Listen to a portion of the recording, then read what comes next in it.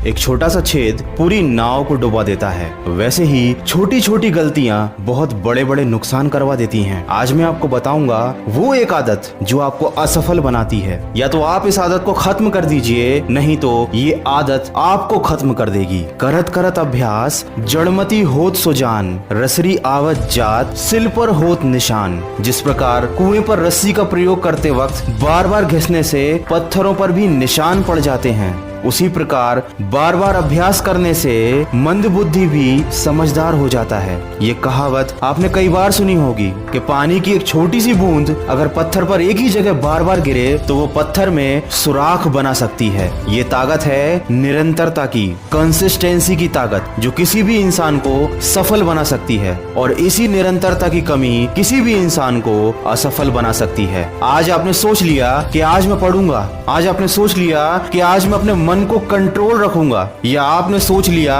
कि आज मैं ये काम करूंगा, 1 घंटे नहीं बल्कि 2 घंटे करूंगा, लेकिन अगले ही दिन आप भूल गए कि आपको रोज पढ़ना था। केवल एक दिन नहीं पढ़ना था बल्कि आपको रोज पढ़ना था। आपको अपने मन को रोज कंट्रोल करना था। बस यहीं पर होती है गलती। हम एक दिन जोश में आकर कोई भी काम करने में लग जाते हैं और अगले दिन भूल जाते हैं, जबकि सफलता पाने के लिए किसी भी काम को बार बार निरंतरता के साथ करना पड़ता है। 1 दिन या 2 दिन कोई भी काम करने से आपको रिजल्ट नहीं मिलेंगे। केवल 2 दिन जिम जाने से किसी को शारीरिक परिवर्तन दिखाई नहीं देता, बल्कि साल भर जाने के बाद आपको रिजल्ट दिखाई देता है। एक नदी अपनी ताकत से नहीं बल्कि निरंतर प्रयास से चट्टान को काटकर रास्ता बना लेती है। बारिश की बूंदें छोटी ही सही, लेकिन उनका लगातार बरसना नदी का बहाव बन जाता है। ऐसे ही हमारे छोटे छोटे लेकिन निरंतर प्रयास हमारे जीवन में परिवर्तन ला सकते हैं। इसीलिए सफलता के लिए सबसे पहली चीज है वो है लगातार प्रयास। और इस लगातार प्रयास के लिए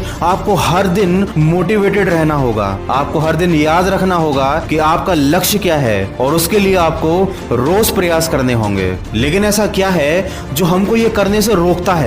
हमारा सबसे बड़ा दुश्मन हमारा आलस्य, जो आपको किसी भी काम को लगातार करने से रोक देता है। ये आपको बार बार याद दिलाता है कि कल आप 2 घंटे पढ़े थे, कल आप जिम गए थे, कल आपने कितना ज्यादा काम किया था, तो आज रहने देते हैं, एक दिन छोड़कर करेंगे। और जहां पर ये सोच आपके मन में आ गई, वहीं पर आपकी निरंतरता टूट जाती है। आलस्य एक ऐसा अवगुण है जो व्यक्ति की सफलता में बाधक होता है, क्योंकि इसकी वजह से इंसान अपने जीवन का कीमती समय नष्ट कर देता है और बाद में उसे पछताना पड़ता है। लेकिन समय कभी भी बीत जाने के बाद वापस नहीं आता। दोस्तों, कभी भी आलस्य को अपने पास ना आने दें। खुद को उत्साहित और मोटिवेटेड रखिए। अगर आपको खुद को हमेशा मोटिवेट रखना है तो उसके लिए केवल मोटिवेशनल वीडियो देखने से काम नहीं बनेगा, क्योंकि जब आप मोटिवेशनल वीडियोस देखते हैं या किसी की स्पीच सुनते हैं तो आप थोड़ी देर के लिए मोटिवेट हो जाते हैं, आपको अपना लक्ष्य याद आ जाता है और आप एनर्जी से भर जाते हैं, अपने काम में जुड़ जाते हैं। लेकिन थोड़ी ही देर बाद आप भूल जाते हैं कि आपका लक्ष्य क्या था। जैसे ही आप दूसरी बातों में लगते हैं, आपका ध्यान भटक जाता है और आपका आलस्य आप पर हावी होने लगता है। अगर आप हमेशा मोटिवेट रहना चाहते हैं तो उसके लिए जरूरी है